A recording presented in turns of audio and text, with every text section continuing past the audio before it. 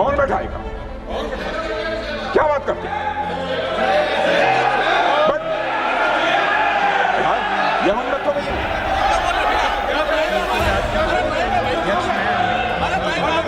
रोकिए, कौन बैठाएगा?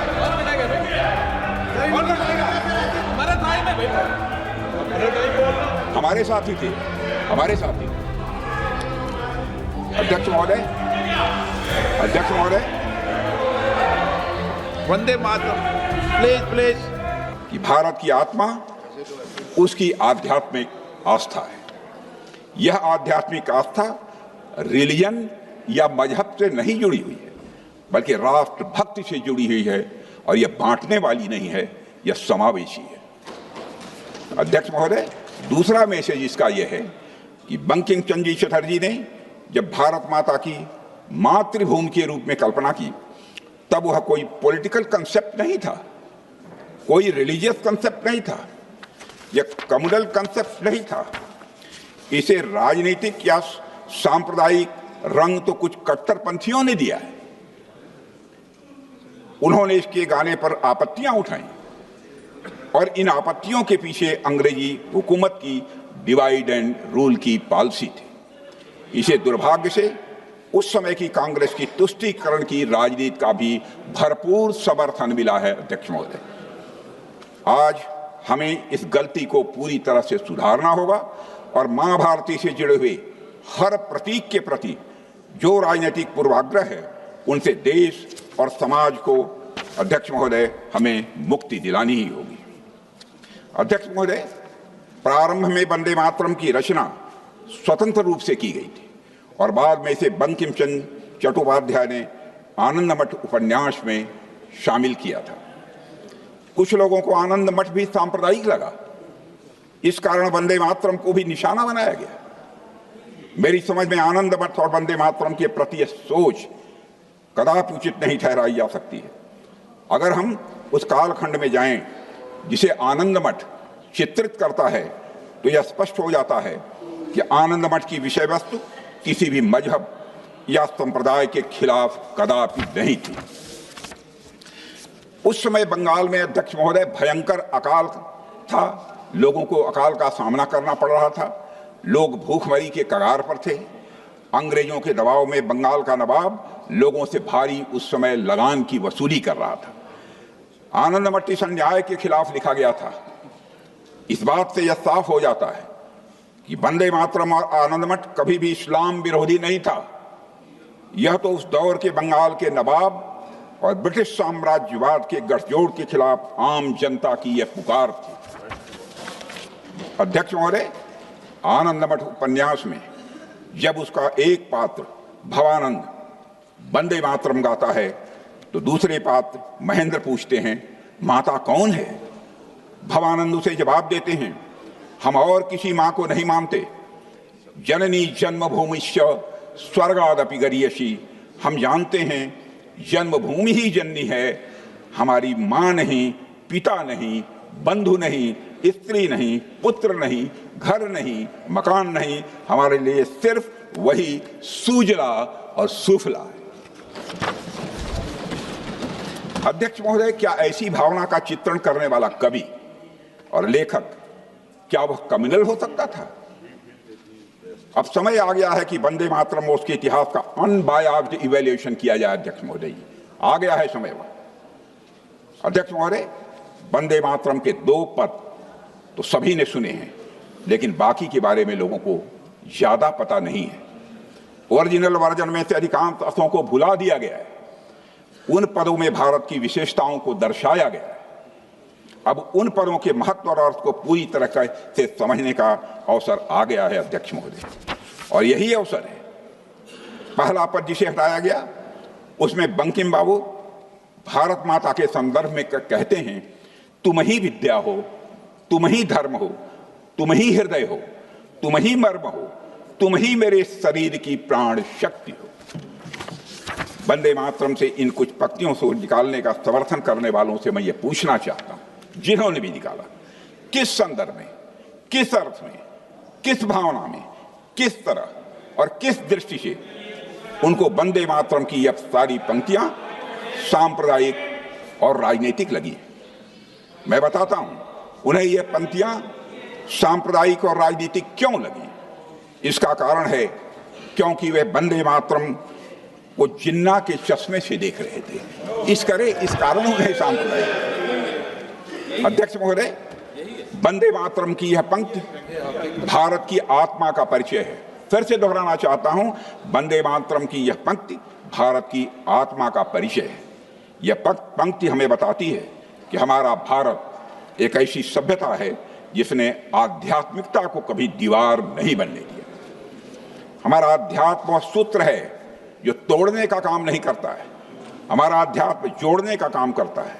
यह वह सभ्यता है जिसने कभी इस बात पर बल नहीं दिया कि सब लोग एक ही ईश्वर की पूजा करें, एक ही ग्रंथ माने और एक ही रीति रिवाज का पालन करें। बंगाली संस्कृति में रचे बसे बंकिम चंद्र चटर्जी इस बात को अच्छी तरह समझते थे। एक और पद में उन्होंने लिखा, बाहुते तुमी मां शक्ति, बाहुते तुमी मां शक्ति, हृदय तुमी मां भक्ति, यानी हे मां, तन की शक्ति भी तुम ही हो और मन की भक्ति भी तुम ही हो। लेकिन उन्होंने तुरंत स्पष्ट किया कि मां की यह भक्ति किसी मूर्ति की पूजा नहीं है। It is the reverence of A people for the land that sustains them. अध्यक्ष महोदय, इन तमाम तर्कों के बावजूद कांग्रेस के एक बड़े तबके ने अपनी तुष्टीकरण की राजनीति का खेल बंद नहीं किया। अध्यक्ष महोदय, धर्म को रिलीजन समझना और मातृ पूजा को मूर्ति पूजा के रूप में देखना अंग्रेजों की और मुस्लिम लीग की पालती हो सकती थी, क्योंकि इसमें उनका राजनीतिक स्वार्थ छिपा हुआ था। यह काम जानबूझकर उन्होंने किया। वंदे मातरम को खंडित किया गया, उसे तुष्टीकरण का शिकार बनाया गया। इससे क्या हासिल हुआ? अध्यक्ष महोदय, क्षमा करें, ये कांग्रेस की अपीजमेंट की पॉलिसी न सिर्फ पार्टीशन को रोकने में विफल रही, बल्कि मैं मानता हूं कि यह पार्टीशन का कारण भी बनी है। अध्यक्ष महोदय, अब बताओ, जहां एक और कांग्रेस ने तुष्टीकरण की राजनीति की है, वहीं हमने सबका साथ, सबका विकास, सबका विश्वास की भावना के साथ काम किया है। अध्यक्ष महोदय, आजादी के आंदोलन के दौरान ही कांग्रेस के कुछ लोगों की अपने आप को सेकुलर दिखाने की बेचैनी इतनी बढ़ चुकी थी कि भारतीय संस्कृति, भारतीय परंपरा और हमारी महान सभ्यता से जुड़ी कोई भी बात उन्हें कम्युनल दिखाई देती थी। भारतीय संस्कृति के प्रति उनकी इस पैथोलॉजिकल नफरत के कारण ही वंदे मातरम भी इसका शिकार बन गया। अध्यक्ष महोदय, मैं आज एक घटना का उल्लेख आपके समक्ष करना चाहता हूं, जिससे यह बात और पूरी तरह से स्पष्ट हो जाती है। विदेश मंत्रालय की एक उच्च स्तरीय बैठक में, जहां नेहरू जी स्वयं मौजूद थे, कॉमनवेल्थ सेक्रेटरी वाईडी गुंडेविया ने पूछा, अगर कल को कम्युनिस्ट केंद्र की सत्ता में आ जाएं तो सरकारी तंत्र का क्या होगा? नेहरू जी ने झुठलाकर जवाब दिया, कम्युनिस्ट कम्युनिस्ट। भारत के लिए खतरा कम्युनिज्म नहीं है, खतरा है तो हिंदू राइट विंग कम्युनिज्म है। और यह प्रमाण के आधार पर मैं कह सकता हूं, यह एक पुस्तक में लिखा है। कोई प्रमाण मांगेगा तो उसका प्रमाण भी मैं दे सकता हूं। अध्यक्ष महोदय, दुर्भाग्य से नेहरू जी यह देखने के लिए जीवित नहीं रहे कि उसी राइट विंग ने हमेशा संविधान के मूल्यों के अनुरूप काम किया है। संविधान के मूल्यों की अवहेलना हमने कभी नहीं की है। और कम्युनिस्ट विचारधारा से जन्मे लेफ्ट विंग एक्सट्रीमिज्म के कारण न जाने कितनी पीढ़ियां बर्बाद हो गई। अध्यक्ष महोदय, देश के कई हिस्से विकास में देश के कई हिस्से विकास में पीछे रह गए।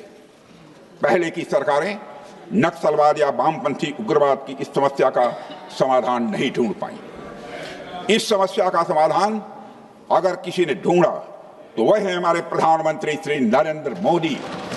उनके नेतृत्व में लेफ्ट विंग एक्सट्रीमिज्म आज पूर्णतः समाप्त की ओर है। अध्यक्ष महोदय, आज वह अपनी सांसें तोड़ रहा है। यह कितनी बड़ी विडंबना थी कि जिस कम्युनिस्ट आइडियोलॉजी ने कई देशों में सत्ता पाने के लिए हिंसा का रास्ता अपनाया, उस विचारधारा को खतरा न मानकर वसुधैव कुटुंबकम की भावना में विश्वास रखने वाली विचारधारा को खतरा माना गया। यह बात कोई रैंडम थॉट नहीं थी अध्यक्ष महोदय, यह एक ऐसा पूर्वाग्रह था जिसने तुष्टीकरण की राजनीति को जन्म दिया।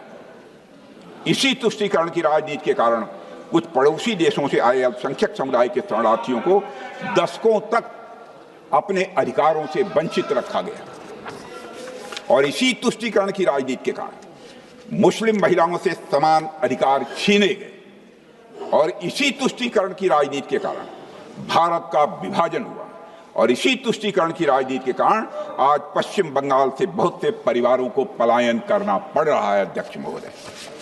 अध्यक्ष महोदय, बंगाल वह भूमि रही है जहां भारत के सबसे बड़े सामाजिक सुधारों और सांस्कृतिक पुनर्जागरण की यह नींव रखी गई, जहां सती प्रथा के खिलाफ आवाज उठाई गई, विधवा पुनर्विवाह को बढ़ावा दिया गया। अध्यक्ष महोदय, बाल विवाह की कुरीति के खिलाफ आवाज उठाई गई। इसी बंगाल की धरती ने भारतीय पुनर्जागरण के जनक राजा राम मोहन राय को जन्म दिया है। अध्यक्ष महोदय, महान समाज सुधारक श्री ईश्वर चंद्र विद्यासागर जी का भी जन्म और कर्मभूमि बंगाल ही रहा है। इसी पवित्र धरती पर जन्मे स्वामी विवेकानंद जी ने 1893 में हुई विश्व धर्म संसद में भारत की सनातन सभ्यता के महान मूल्यों से पूरी दुनिया को अवगत कराया था, और इसी धरती पर जन्मे गुरुदेव रविन्द्रनाथ टैगोर ने भारत को पहला नोबेल प्राइज भी दिलवाया था।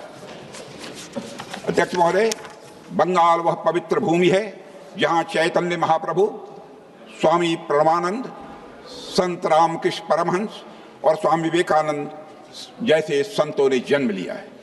उनकी उपस्थिति ने बंगाल को अध्यात्म, संस्कृति और हमारी सभ्यतागत चेतना का एक उज्जवल केंद्र बना दिया।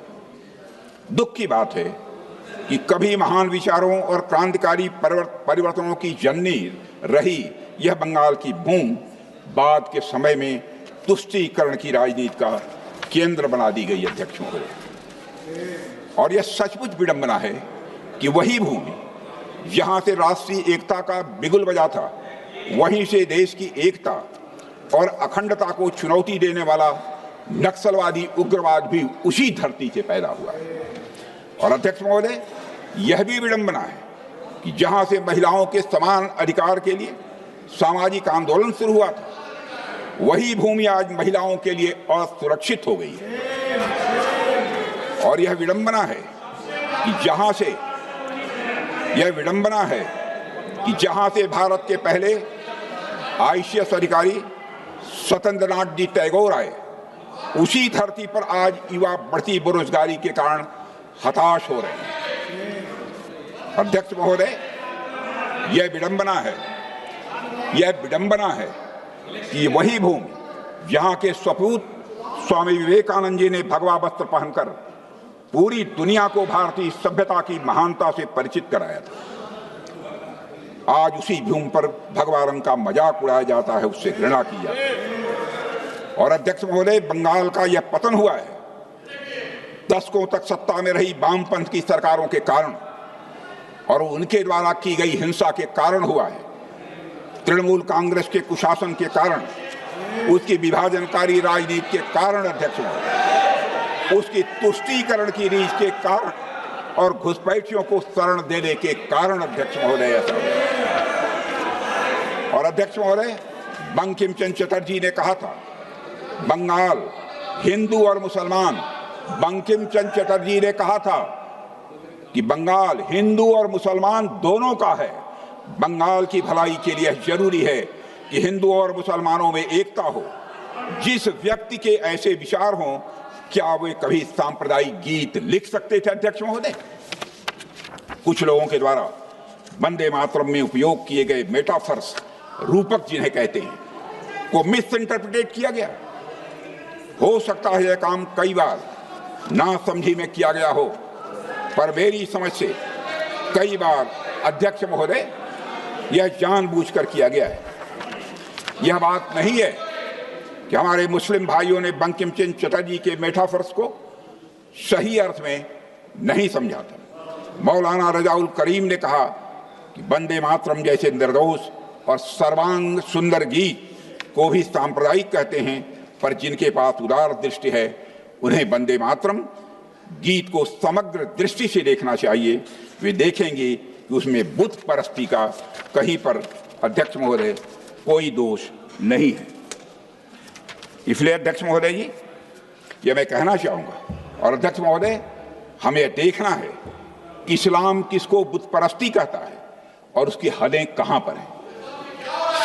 सच्चाई है कि भारतीय मुस्लिमों ने बंकिम चंद्र चटर्जी के भाव को, कौन बैठाने वाला है, कौन बैठाएगा, क्या बात करते हैं?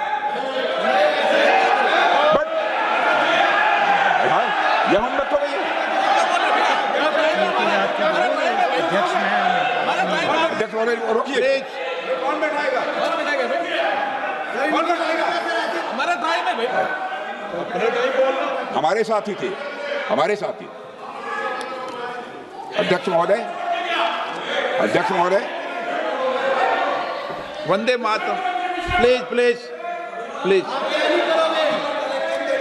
अध्यक्ष महोदय, सच्चाई है। अध्यक्ष महोदय, संसद में कोई चाहे जो बोले, सच बोले, सत्य से थोड़ा परे भी बोले, लेकिन शोर शराबा नहीं मचाना चाहिए। खड़े होकर आप बाद में जब भी बोलने का अवसर मिले आप उसका प्रतिकार कर सकते हैं। संसद की मर्यादा है, सदैव मैंने इसका ध्यान रखा है महोदय। संसद सदस्य, यह मेरे बारे में कोई नहीं कह सकता। संसद की मर्यादा मैंने कभी नहीं तोड़ी। कौन बैठाएगा, क्या बात करते हैं? यह हम मत हो गई। अध्यक्ष महोदय रोकिए। कौन बैठाएगा? हमारे भाई में भाई, हमारे साथी थे, हमारे साथी। अध्यक्ष महोदय, अध्यक्ष महोदय, वंदे मातरम, प्लीज प्लीज।